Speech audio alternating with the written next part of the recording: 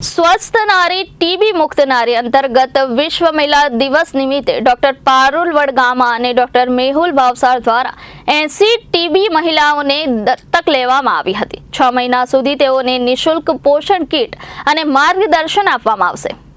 વિશ્વમાં અડધો જનસંખ્યા મહિલાઓ છે। તેમના સશક્તિકરણ અને ઉત્થાન માટે સમાજ પ્રયત્નશીલ રહ્યો છે, પરંતુ મહિલા સશક્તિકરણમાં મહત્વની બાબત છે મહિલાઓનું સ્વાસ્થ્ય। આ બાબતે જાગૃતિ અતિ આવશ્યક હોવાનું મેડિકલ ક્ષેત્રે કાર્યરત ડોક્ટર પારુલ વડગામાનું કહેવું છે।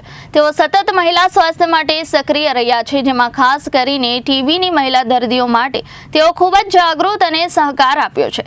આ જ ક્રમને આગળ વધારતા તેમણે મહિલા દિવસ નિમિત્તે અમરોલી બંસરી હોસ્પિટલ ખાતે એક કાર્યક્રમનું આયોજન કરી અમરોલી અને કતારગામ વિસ્તારની 80 ટીબી રોગથી પીડિત મહિલાઓને દત્તક લીધી છે, જે અંતર્ગત તેઓ આવનાર 6 મહિના સુધી પોષણ કીટ આપશે, સાથે જ નિઃશુલ્ક ઉપચાર અને માર્ગદર્શન પૂરું પાડશે।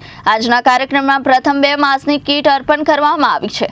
આ કાર્યક્રમમાં શ્રીલંકા વિજય હનુમાન મંદિરના ગાદીપતિ અને મહામંડલેશ્વર શ્રી સીતારામ બાપુ, ગુજરાત ગાર્ડિયનના ચીફ એડિટર અને માલિક મનોજભાઈ, chief district health officer doctor Anil Patel, city TB officer doctor Bhavin Patel ઉપસ્થિત રહ્યા હતા। ડોક્ટર પારુલ વડગામા તેમના પતિ ડોક્ટર મેહુલ ભાવસાર સાથે મળીને અગાઉ પણ 120 ટીબી દર્દીઓને દત્તક લઈ ચૂક્યા છે।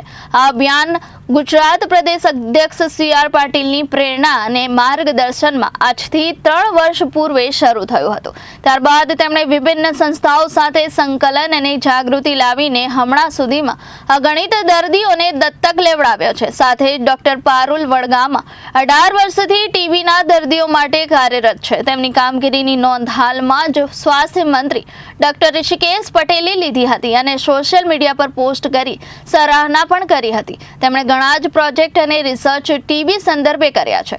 તેમણે પોતાના નિવેદનમાં જણાવ્યું હતું કે સરકાર શ્રી ટીબી નાબૂદી માટે ખૂબ જાગૃત છે। ટીબીની મોટા ભાગની દવાઓ પણ નિઃશુલ્ક આપે છે।